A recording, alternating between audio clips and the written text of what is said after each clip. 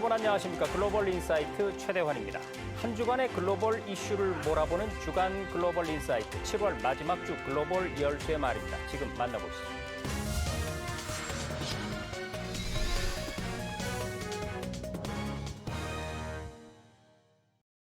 네, 무려 817km에 달하는 국경선을 사이에 두고 있는 두 나라죠. 태국과 캄보디아의 상황 한번 짚어보겠습니다. 한국군사문제연구원의 김열수 안보전략실장 나와 계십니다. 실장님 어서 오십시오. 네, 안녕하세요. 예. 자, 태국과 캄보디아가 나흘간의 교전 끝에 전격적인 휴전에 합의를 했습니다.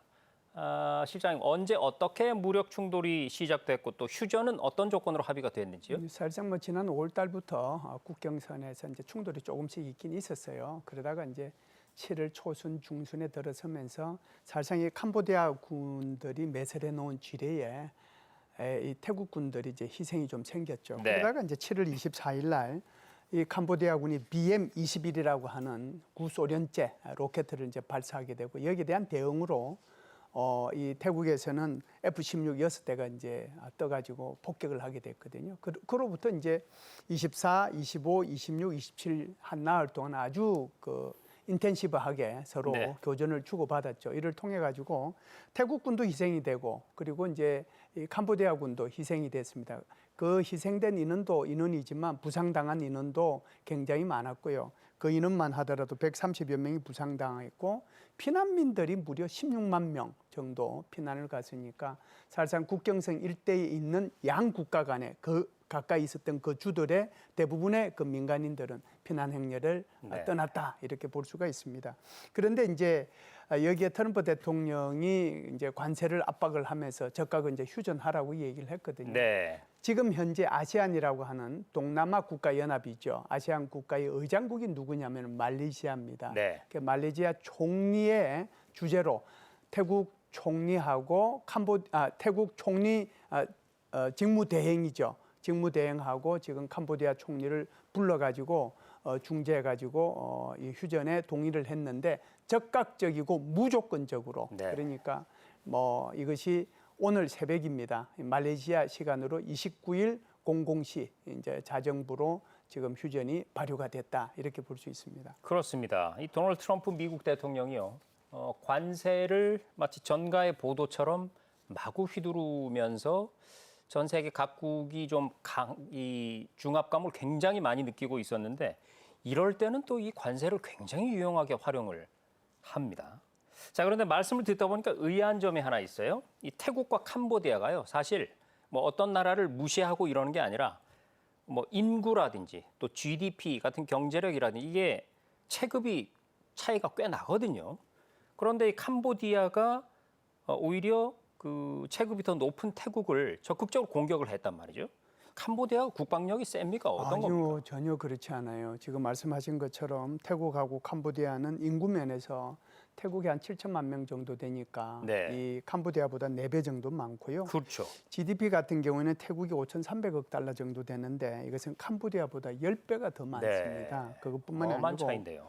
병력 같은 경우는 태국이 36만 명인데 세 배. 이것은 캄보디아의 한 3배 정도 되고요. 국방 예산 같은 경우에는 태국이 257억 달러인데 이것은 캄보디아의 20배가 넘어요. 네. 이 정도인데 태국 같은 경우는 이제 이런 국방비를 바탕으로 해서 비교적 F-16을 포함한 첨단 무기 체계들로 가지고 있거든요. 네. 그런데 캄보디아는 아주 구소련의 구형 그런 무기들만 가지고 있어서 어떻게 보면은 전쟁을 이제 정상적으로 정쟁을 한다면은 전쟁 자체가 성립이 안 될 정도로 그런 국력의 차이와 국방력의 차이가 있다 이렇게 볼 수 있습니다. 자, 방금 설명해 주신 거를 보면 격차가 이렇게 크게 난단 말이죠. 예. 그럼에도 불구하고 캄보디아가 태국과 이 전쟁을 불사한 충돌에 나서는 이유, 참 두 나라는 사이가 왜 이렇게 안 좋은 겁니까? 크게 보면은 이제 두 가지로 말씀을 드릴 수 있는데요. 아주 이제 오래된 네. 이제 원한이 하나 있을 거고 가까운 원한이 하나 있을 텐데 구원을 먼저 말씀을 드리면은 아마 우리나라에 시청하시는 분들 중에서도 많은 분들이 뭐 캄보디아의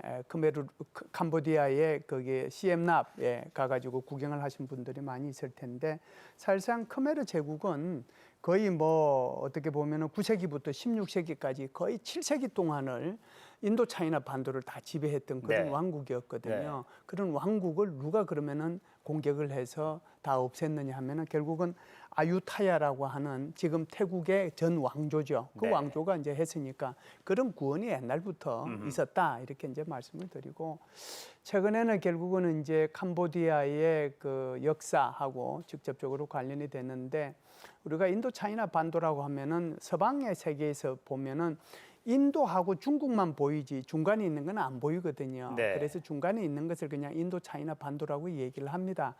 영국은 인도를 먹고 이쪽에 미얀마까지 들어왔고요. 그다음에 프랑스는 오른쪽에 베트남, 캄보디아, 라오스를 그렇죠. 먹었거든요. 그러면 그 사이에 태국이 하나 있어요. 네. 그래서 태국은 중립제도로 남겨두자라고 하는 것이 영국과 프랑스의 큰 그림이었어요. 네. 그래서 그거를 이제 인도와 차이나 사이에 있는 반도기 때문에 인도 차이나 반도라고 얘기했단 말이죠. 그런데 이제 프랑스가 결국은 캄보디아, 라오스, 베트남을 이제 장악한 그런 식민국이었잖아요. 네. 그러다 보니까 이제 여기에 태국에 대해서도 이제 간섭을 하고 그러니까 태국은 야 그러면 우리 독립을 시켜주라. 그러면 네. 내 많은 영토를 양보해 주겠다라고 얘기를 해요. 그런데 그때 당시에 영토를 어느 정도 프랑스한테 양보해 주냐면은 지금 한반도 2배 크기로 영토를 양보해 줍니다. 네. 그것이 이제 일부는 라오스의 영토가 되었고 일부는 캄보디아의 캄보디아. 영토가 네. 되었어요. 그런데 이제 프랑스가 그때 당시에 이 문제를 좀 해결을 제대로 해야 되겠다 싶어서 1907년도에 프랑스하고 그때 당시에 태국이죠. 이제 샴이라고 하는 그 정권하고 협정을 체결을 합니다. 네. 그러면은 국경선을 만들자. 국경선을 만드는데 그 국경선을 당렉 산맥이라고 있어요. 네. 그게 이제 대충 800km의 지금은 이제 그 국경선이지만 거기에 일부를 형성하고 있는 아주 뚜렷한 국경선이 될 수 있는 건데 그걸 중심으로 해서 그러면은 만들자고 그랬어요. 보통 그래서 그럴 때 이제 산맥이나 강을 중심으로 국경을 나누죠. 정확하죠. 주로 이제 산맥이나 그걸 강을 중심으로 해서 만드는데 지도를 제작은 누가 해요? 프랑스가 결국은 그렇죠. 하잖아요. 네. 그러면서 당렉 산맥보다는 조금 아하. 오히려 캄보디아와 라오스한테 유리하게 이걸 지도를 작성을 하게 되거든요. 네. 이것이 지도 작성된 그 현재의 지도하고 과거에 이 샴 제국이라고 하는 나라와 프랑스가 합의했던 그런 당렉 산맥을 중심으로 한 협정하고 차이가 있을 거 아니에요. 네. 그 차이 때문에 계속해서 분쟁이 일어날 수밖에 없다. 그렇습니다. 이렇게 보죠. 참 우연히도 여러 가지가 악화되는 상황이 계속됐다는 것인데 그러면은요. 이 태국은 국경선이 잘못됐다. 그렇죠. 이걸 언제 깨닫고 또 어떻게 대응을 해나가기 시작했습니까? 사실상 국경선이 잘못됐다라고 이제 태국이 깨달은 것은 1934년이에요. 그런데 1934년만 하더라도 프랑스가 식민지로서의 이 캄보디아를 가지고 있었기 때문에 그때는 아무 소리 못했어요. 네. 그런데 프랑스가 이제 캄보디아에 대해서 드디어 철수합니다. 그게 1954년이에요. 네. 1954년도 이렇게 철수를 하고 나니까 바로 캄보디아가 죄송합니다. 태국이 캄보디아에 있는 뿌레야 비어러라고 하는 이게 네. 신전인데 회교 신전입니다. 사원이죠. 네. 사원이죠. 이것이 이제 앙코르와트만큼이나 유명한 그런 이제 사원이라고 볼 수 있는데 이걸 점령해 버려요. 그러니까 캄보디아가 이제 황당한 거죠. 네. 태국은 태국 입장에서 보면은 당렉 산맥을 중심으로 한 협정에서 이게 내 거다라고 얘기하는 거고 캄보디아 입장에서는 지도에 보면은 이게 그렇죠. 내 거다라고 우리 이제 땅인데. 얘기하는 거죠. 네. 우리 땅이다. 그래서 이제 이 문제를 가지고 결국은 전쟁을 할 것이냐, 그렇지 않으면은 국제사법재판소로부터 판결을 받을 것이냐, 이걸 이제 가지고 고민을 하다가 결국은 캄보디아가 1959년도에 이것을 국제사법재판소 ICJ에 제소를 해요. 네. 그러면 1962년도에 국제사법재판소에서 뭐라고 그랬냐 하면은 이 뿌레야 비어르라고 하는 이 사원은 캄보디아에 속한다라고 아하. 이제 한 거죠. 네. 그 뒤에 이제 사실상 이 캄보디아에서는 내전도 있었고 또 베트남과의 전쟁도 있었고 해서 별로 관심을 못 쓰다가 2000년대 접어들면서 이 사원을 굉장히 이제 관광지로 만듭니다. 그러다 보니까 태국 입장에서 보면 또 셈이 나잖아요. 그렇죠. 배가 아프죠. 배가 네. 아프죠. 이제 그러다 보니까 거기다가 이제 태국 개 관광객도 보내가지고 이제 시위도 하고 시위도 하고 그랬었거든요. 캄보디아가 이때 뭘 했냐면은 이것을 세계문화유산에 등재를 시켜버립니다. 그런데 세계문화유산에 이게 분쟁이 있을 때는 안 되는 거거든요. 네. 그런데 세계문화유산에서 이게 원래 지도에 이것이 캄보디아의 것이니 이 유산과 그 주변에 있는 땅까지 지도에 나와 있는 이것까지 캄보디아 것으로 네. 인정을 해버리는 거죠. 이렇게 되다 보니까 사실상 태국은 울며 겨자 먹기로 이걸 인정 안 할 수도 없고 할 수도 없는 그런 네. 상황이 지금 진행이 되고 있다 이렇게 보죠. 자, 그렇군요. 이뿌레야 사원, 지금 시청자 여러분 화면을 통해서 보셨겠지만 굉장히 아름다운 곳입니다. 이뿌레야 사원으로 대표되는 태국과 캄보디아의 국경 갈등 이미 70년이 넘었습니다. 그런데 이번 충돌은 진짜로 전쟁 위기로까지 번질 뻔했거든요.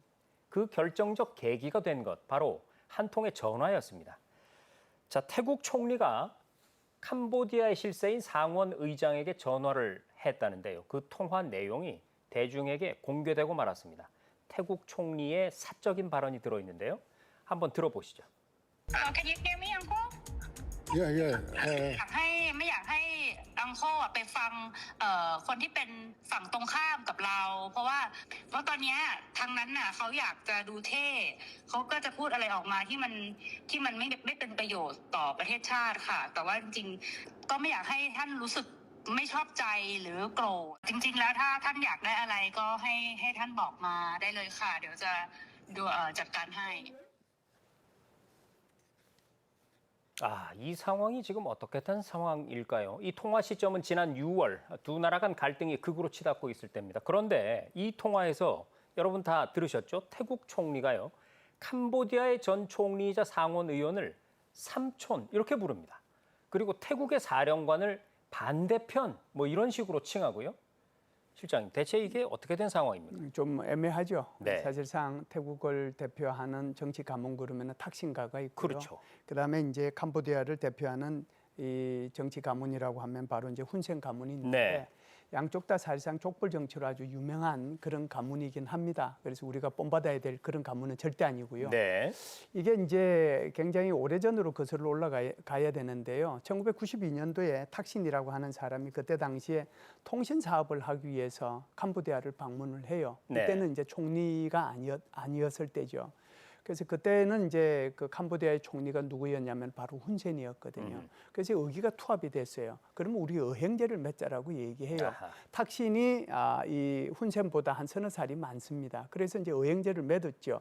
그러다 보니까 지금 현재 총리직이 이제 정지가 된 지금 저기 태국 총리 직무 정지된 이 사람이 탁신의 딸이에요. 네. 이 사람이 이제 딸이다 보니까 그러면은 훈센 이 상원의장. 전 상원의장을 삼촌이라고 불러야 되잖아요. 네. 그러니까 이제 삼촌이 진짜 삼촌은 아닌데 어쨌든 진짜 삼촌은 의형제 아닌데 관계니까. 삼촌이라고 네. 이제 불러야 될 그런 형편이었죠. 그런데 이런 문제가 있죠. 5월 달부터 이제 계속해서 국경선에서 계속 갈등이 있다 보니까 이 지금 현재 직무정지된 태국의 이 총리가 이 상원의장한테 전화를 했어요. 전화를 했는데 지금 현재 전선을 지키고 있는 제2군 사령부 그러니까 그 사람이 너무 이제 나대고 이건 이제 태국하고 저기 캄보디아하고 싸울 준비 다 됐다라고 얘기를 하니 이건 이제 본심이 아니다. 아하. 오히려 우리 반대편에 있는 사람들이다. 이렇게 얘기를 해요.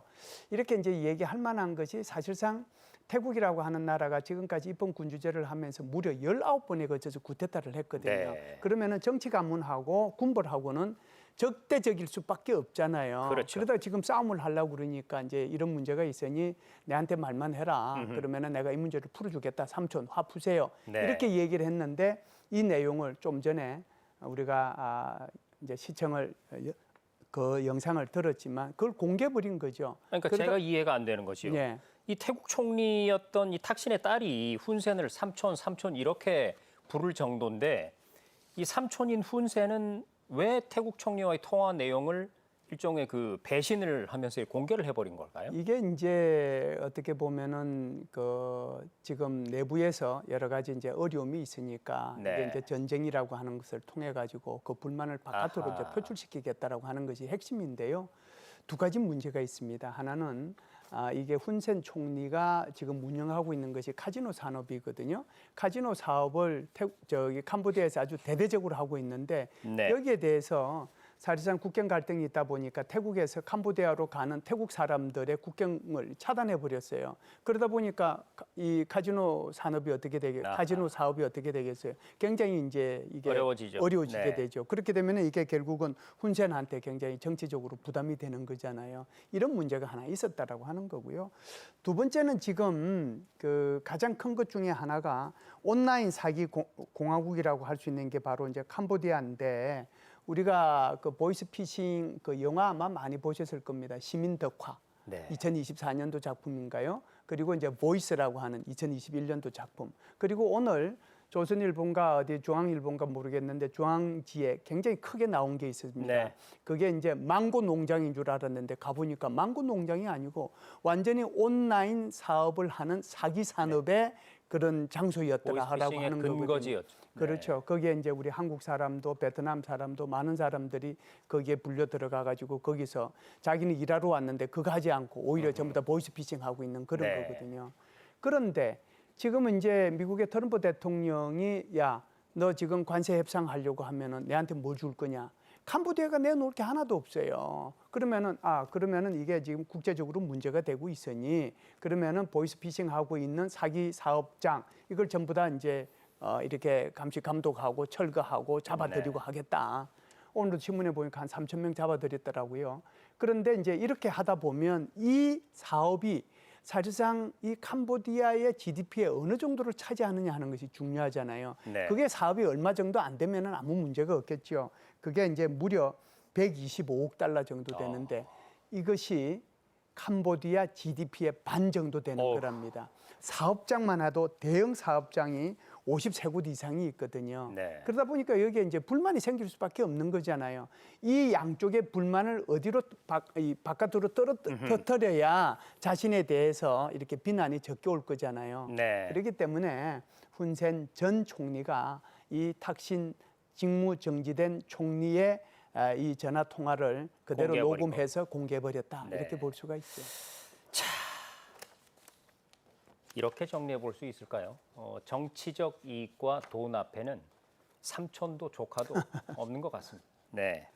자, 얘기를 나누다 보니까요. 이제 마지막 질문을 드려야 할 시간이 된 것 같습니다. 실장님.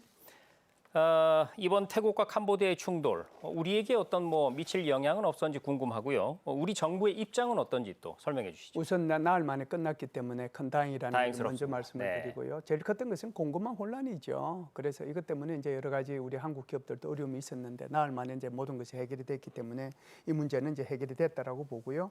이게 이제 문제가 생겼을 때 우리 외교부 대변인 명의로 나간 게 있어요. 발표한 게 태국 캄보디아 간 발생한 무력 충돌에 대해서 깊은 우려를 표명하며 양국이 긴장을 완화하고 대화를 통해서 사태를 평화적으로 해결하기를 촉구한다. 이 성명을 내면서 지금 현재 캄보디아든 또는 태국이든 여기는 위험하니까 가능하면 여행을 자제했으면 좋겠다라고 하는 특별 여행주의보를 내린 상태니까 아마 시청하시는 국민 여러분들께서도 관심 가지시고 여행을 자제해 주셨으면 좋겠다는 말씀을 드립니다. 네, 잘 알겠습니다. 양국이 극적으로 휴전을 맞았지만 휴전은 말 그대로 휴전입니다. 종전과 평화를 향한 두 나라의 다음 행보도 지켜봐야 될 것 같습니다. 지금까지 한국군사문제연구원의 김열수 실장이었습니다. 실장님, 고맙습니다. 감사합니다.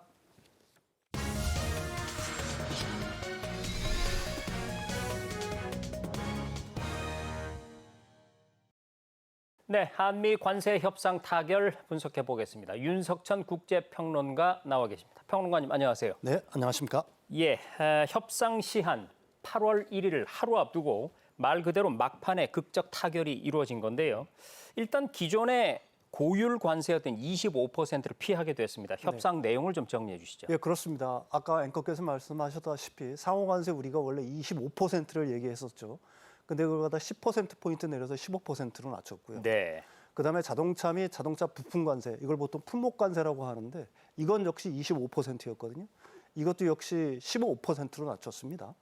그다음에 이제 그 대가로 우리는 미국에게 한 3,500달러 정도의 투자 약속을 했죠. 네. 근데 이 부분은 지금 일본이라든지 EU 같은 나라들에 비하면은 굉장히 작은 금액이라고 얘기할 수가 있는 거고요. 마지막으로 중요한 거는 그럼에도 불구하고 미국은 우리나라한테 아주 강하게 농축산물 시장을 갖다가 열라고 계속해서 강조를 했었거든요. 네. 근데 그 부분에 대해서는 우리가 지금 있는 그대로 원하는 그대로 유지하기로 했다. 다시 추가 말해서, 개방은 하지 않는다. 네, 추가 개방은 하지 않는다 식으로 결론이 났다. 그다음에 나중에 이제 추가적으로 반도체라든지 의약품 이제 품목 관세를 갖다가 부과한다고 트럼프 대통령이 계속해서 얘기를 하지 않습니까? 네. 그때도 사실은 다른 나라에 비해서 우리나라를 갖다가 더 차등 그러니까 더 뭐라고 할까요? 나쁘게 대우하지는 않겠다. 그러니까 최혜국 대우를 하겠다. 이것이 이제 이번 그 협상의 주요 내용이라고 요약할 수가 있을 것 같습니다. 네, 지금 답변을 해 주시는 와중에도 얘기가 나왔습니다만 기사를 보면은요, 농산물 같은 경우는 트럼프 대통령과 우리 정부의 얘기가 약간 다른 면이 있습니다. 네네네. 이게 왜 그런지 궁금하고요. 네네. 그리고 우리가 투자하기로 하니 3,500억 달러의 내용 네네. 구체적으로 나온 게 있나요? 예, 그렇습니다. 먼저 그 트럼프 대통령이 이제 계속해서 관세율을 갖다가 높은 관세율을 고집하는 부분이 딱 두 개가 있습니다. 네. 현재 이제 철강하고 자동차, 뭐 알루미늄 같은 분야들이겠죠. 이거는 이제 미국의 러스트벨트랑 깊이 연관이 돼 있습니다. 자동차 산업에 몰랐겠다. 뭐 그래서 이제 보통 우리가 러스트벨트라고 얘기하지 않습니까? 근데 그쪽에 있는 노동자들이 이제 트럼프 대통령의 주요 지지층이지 않습니까? 그렇죠. 또 농민들도 사실은 주요 지지층이거든요. 네. 그러니까 트럼프 대통령 같은 경우에 다른 나라랑 이 협상을 할 때 유독 그 농산물 개방, 그다음에 자동차 시장을 열어라. 그다음에 철강, 그다음에 알루미늄 관세를 갖다 고집하는 경향들이 있거든. 그걸 갖다 네. 관철시키려고 많이 애를 쓰고 있는 겁니다. 그러니까 한국에도 사실 그걸 갖다 강요를 한 거고요. 그렇지만 우리나라는 이미 사실 농산물 시장의 무역 개방도가 이미 98%에 달해요. 미국과의 FTA에 의해서 사실 더 열 수도 없는 상황인 거거든요. 그러니까 트럼프 대통령이라든지 그 밑에 있는 참모진들 같은 게 이 사실을 너무나 잘 알고 있는 걸 거고요. 네. 그럼에도 불구하고 트럼프 대통령은 자기를 갖다가 지지하는 주요 지지층에 대한 어떤 상징적인 의미의 레토릭을 갖다가 내야 될 거 아니겠습니까? 아하. 원래 또 그런 성향의 대통령이신 거고요. 그렇죠. 그래서 사실 우리나라가 발표한 거랑 트럼프 대통령이 발표한 거랑은 약간의 어떤 차이가 있다. 그렇지만 정확한 거는 우리 정부가 발표한 게 더 훨씬 정확한 내용일 거다. 뭐 저는 일단 그렇게 생각을 하고 있는 거고요. 3,500억 달러를 투자한다고 했으면 이게 엄청나게 투자한 거라고 일반적으로 오해할 수가 있는데 EU가 6천억 달러고요. 네. 일본이 5,500억 달러거든요. 그렇죠. 근데 일본과의 비교가 우리한테 중요한 이유는 뭐냐면 양국의 대미 무역 흑자 정도가 비슷해요. 비슷하죠. 네. 네. 그런데 일본은 5,500억 달러고요. 우리는 3,500억 달러거든요. 우리가 훨씬 적게 투자를 한다는 거고요. 더 중요한 건 뭐냐면 세부 사항에 들어가야 됩니다. 일본이 그 투자하는 5,500억 달러의 그 주도권은 미국이 완전히 쥐고 있어요. 아하. 우리가 원할 때, 우리가 원하는 곳에 무조건 투자해야 된다 이런 네. 조건에 달려 있는 거거든요. 근데 한국은 그렇지가 않습니다. 분야를 정했죠. 네, 분야를 일단 정했어요. 네. 일단 3,500억 달러 중에 1,500억 달러는 조선 분야. 조선입니다. 네, 그다음에 나중에 반도체, 우리가 그다음에 2차 전지, 뭐 원전 이런 쪽으로 딱 분야가 정해져 있는 거거든요. 네. 그러니까 그 주도권은 우리나라에 행사를 한다는 점에서 가장 큰 차이가 있다. 이렇게 말씀드릴 수가 있겠죠. 그렇습니다. 네네. 방금 조선 말씀하셨습니다만 트럼프 대통령이 후보 시절부터 내세웠던 게 마가, 네네. Make America Great Again. 네네네. 미국을 다시 위대하게 했는데 우리가 이번에 협상하면서 마스카라는 것을 네, 그렇습니다. 제시를 했죠. 네네네. S를 하나 더 넣는데 이 S가 뭐냐면 shipbuilding, 그러니까 네네. 미국의 조선을 다시 위대하게 네, 그렇습니다. 라는 프로젝트로 다가간 것이 결국 주요했다. 예, 예. 이렇게 볼 수가 있겠고요. 네네네. 자, 그럼 여기서 잠시 다른 나라 상황을 한번 보겠습니다. 유럽연합과 일본도 15%로 합의를 봤습니다. 네네, 그런데 그렇습니다. 예를 들어서 인도 같은 경우는 지금 굉장히 세계 주목을 받아왔는데 네네네. 왜냐하면 우리는 미국에게 순순히 당하지 않겠다. 네. 막 이렇게 확고한 입장을 밝혀왔고 또 미국은 브라질 같은 경우도 네. 이 정치적인 이슈를 이유 삼아서 시종일관 압박을 해왔는데 네네네. 인도와 브라질 두 나라 관세 협상 어떻게 돼가고 있습니까? 이게 사실 브라질 같은 경우에는 보우소나로 전 대통령의 어떤 재판을 두고서 재판을 공정하게 진행하지 않으면 네. 브라질에 대해서 뭐 높은 관세를 부과하겠다고 하는데 사실 그거는 표현적인 이유고요. 브라질 같은 경우에는 사실 브릭스의 주요 국가잖아요. 그 부분에 대해서 이제 중국과의 어떤 밀접한 행동들 이런 거에 대해서 이제 미국은 강한 견제를 드러내고 그렇죠. 있다고 보고 네. 있는 겁니다. 그래서 50% 정도 관세를 갖다가 매기겠다라고 얘기하는 거고요. 인도 역시 비슷해요. 인도는 이제 농산물 시장을 갖다가 개방하지 않는다. 그다음에 비관세 장벽이 세계에서 가장 엄격하다. 네. 이걸 갖다가 표면적인 이유로 들고 있지만 인도 역시 브릭스 국가잖아요. 러시아라든지 이런 쪽에서 에너지라든지 아니면은 무기 구입을 갖다가 많이 하고 있고요. 브릭스의 어떤 중추 국가지 않습니까? 그러니까 트럼프 대통령은 브릭스 국가를 기본적으로 싫어요. 자신의 달러 패권에 흠집을 낸다는 게 이제 표면적인 이유지만 그렇죠. 역시 뭐 중국, 러시아에 대한 어떤 대중국 아니면 대러시아의 어떤 견제 장치에 대해서 항상 어떻게 보면 반감을 드러내는 쪽이 브릭스 국가들이니까 또 그중에 대부분들 같은 경우는 상당히 큰 국가들이잖아요. 그러니까 어떻게 보게 되면 인도, 브라질 같은 경우에는 트럼프 대통령한테 좀 밉상으로 미운털이 여겨질 수가, 박혔다. 미운털이 네. 박힐 수가 있는 거고요. 그래서 사실 25%라고 했지만 거기다 플러스 알파가 붙어 있다라고 보는 겁니다. 네. 그럼에도 불구하고 인도랑의 협상을 지속할 수밖에 없는 거는 또 그 미국의 아시아 태평양 전략이랑 밀접하게 연결이 되어 있어요. 쿼드 일원이지 않습니까? 네. 그래서 아마 인도랑의 협상을 좀 빠르게 진행할 거라고 봅니다. 예, 예. 네, 잘 알겠습니다. 그리고 또 중요한 뉴스가 하나 나왔죠. 트럼프 대통령이 2주 이내로 이재명 대통령과 만나기를 원한다. 이렇게 밝혔습니다. 네. 역시 트럼프다운 화끈한 의사 표현이죠. 네네네. 우리 그렇습니다. 정부도 화답을 했고요. 네네. 자, 평론가님, 한미 정상회담 열리면 어떤 얘기들이 오가게 될까요? 아무래도 이제 그 이번 관세 협상에서 이루어진 어떤 세부적인 사항들 전체적으로 논의가 될 수가 있을 것 같고요. 네. 바라건대 지금 자동차 관세라든지 아니면 철강, 뭐 알루미늄 관세를 갖다가 약간씩 다른 나라에 비해서 더 낮출 수 있는 여지들. 네. 그다음에 한미 동맹을 갖다가 굳건하게 하는 것도 굉장히 중요하죠. 그다음에 이제 그 부분에서 뭐 잘 그 드러내놓기는 뭐 좀 약간 좀 꺼려하는 듯한 분위기도 있지만 네. 당입이라든지 아하. 뭐 이런 문제들도 분명히 얘기가 될 거라고 저는 생각을 합니다. 네. 다만 그럼에도 불구하고 양국은 사실 이번은 어떤 협상을 기화로 해서 관세 협상을 기화로 해서 쌍방이 어떻게 보게 되면 서로가 서로를 필요하라는 존재라는 거는 분명히 인식을 했을 거라는 그렇습니다. 말입니다. 그거는 트럼프 대통령이 우리나라 조선을 갖다 먼저 원하기도 한 거고요. 우리나라도 또 사실은 미국의 어떤 구매력이 상당히 필요한 국가니까 수출 네. 위주의 국가니까 그런 쪽에서 상호 호혜적인 어떤 동맹을 주축으로 한 서로 협조 어떻게 하면 협조할 수 있나를 갖다가 중점적으로 논의하지 않을까 싶습니다. 네. 초반에도 말씀드렸습니다만 빅딜은 끝났다면 이제 나머지 부분들을 세심하게 조율을 해야 될 텐데요. 한미 관세 협상 일단 한숨을 돌렸습니다. 앞으로 네네. 다른 변수는 없을지 궁금하고요. 또 우리는 어떤 기조로 앞으로 대처를 해 나가야 될까요? 그러니까 저는 계속해서 한번 말씀드리지만은 그 대통령께서도 말씀하셨지만은 당당해야 된다라고 저는 아하, 생각을 네. 해요. 우리만이 미국을 갖다 필요로 하는 게 아니라 미국도 사실은 우리나라를 필요로 한다. 뭘 필요로 하냐? 한국이 갖고 있는 세계 최고의 양산 기술, 조선 분야, 2차 전지 분야, 그다음에 반도체 분야에서 사실 중국을 배제하고 나면 다른 대체 국가가 없는 네. 그런 어떤 강력한 레버리지를 우리도 갖고 있는 거고요. 그건 미국도 필요한 부분이다. 따라서 우리가 뭐 일방적으로 뭘 갖다가 양보한다 뭐 이런 느낌이라기보다는 서로가 주고받는 네. 당당한 협상 이런 기조들이 앞으로도 계속해서 유지해 나갈 수 있기를 바랍니다. 네, 지금까지 7월 마지막 주 글로벌 인사이트였습니다. 시청해 주신 여러분 고맙습니다.